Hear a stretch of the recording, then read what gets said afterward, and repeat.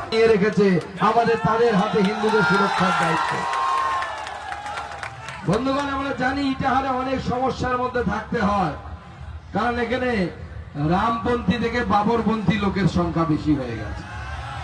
রামের পক্ষের লোকেদের থেকে বাবরের পক্ষের লোকেদের সংখ্যা বেশি হয়ে গেছে।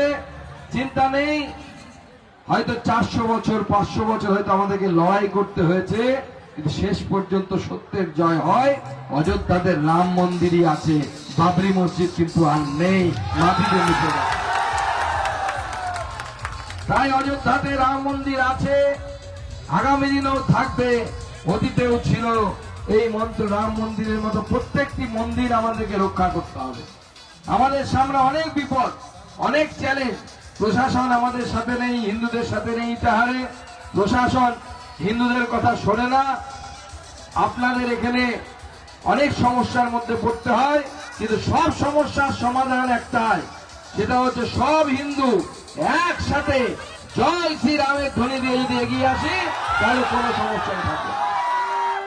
আমার পাশের বাড়ির হিন্দুর উপরে অত্যাচার হচ্ছে, তার সাথে হয়তো আমার সীমানা নিয়ে বিবাদ আছে, থাক, কিন্তু যখন দেখো অন্য একজন অন্য ধর্মের কোন লোক এসে সে আমার পাশের বাড়ির হিন্দুর উপর অত্যাচার হচ্ছে, সঙ্গে মনে রাখতে হবে, সঙ্গে সঙ্গে মনে রাখতে হবে, মনে করতে হবে, হিন্দু হিন্দু ভাই ভাই আমি স্লোগান দিয়েছি।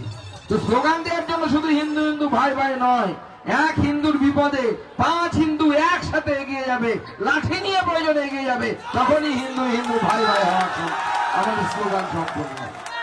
আমার সময় খুব কম, কারণ আমাকে এখনই মালদা গিয়ে ট্রেন ধরে কলকাতায় পৌঁছতে হবে, কারণ মাননীয় গৃহমন্ত্রী অমিত শাহজি কলকাতায় আসছেন। আজকে রাত্রিবেলা ওখানে আমি পৌঁছবো। আপনাদের সকলের সাথে এই 2-4টি কথাই বললাম, কিন্তু এই 2-4টি কথার মধ্যে শুধু এই মূল কথা বলা আছে, মনে রাখবেন যে আমরা হিন্দুরা যদি একত্রিত হয়ে থাকি, কোন শক্তি আপনাদেরকে আটকাতে পারবে না, পুলিশ প্রশাসন কিচ্ছু আটকাতে পারবে না। আর বাকি বাকি কোর্ট কাছারি যা আছে সব কিছুর জন্য আমি আছি। হিন্দুরা লড়াই করুক, সঙ্গে সবসময় আমি আছি, সঙ্গে আপনাদের সাথে। দেখুন, হিন্দুরা হাত পেশেনি, হাজার হাজার বছর ধরে আমরা লড়াই করে জিতে আছি। পৃথিবীতে যদি সব থেকে বেশি সময় ধরে লড়াইয়ের যদি কোনো ঘটনা ইতিহাসে লেখা থাকে, তাহলে হচ্ছে হিন্দুদের লড়াই। আমাদের উপরে কত শক্তি এসে হুন মুঘল পাঠান আমাদেরকে পরিবর্তন করতে পারেনি।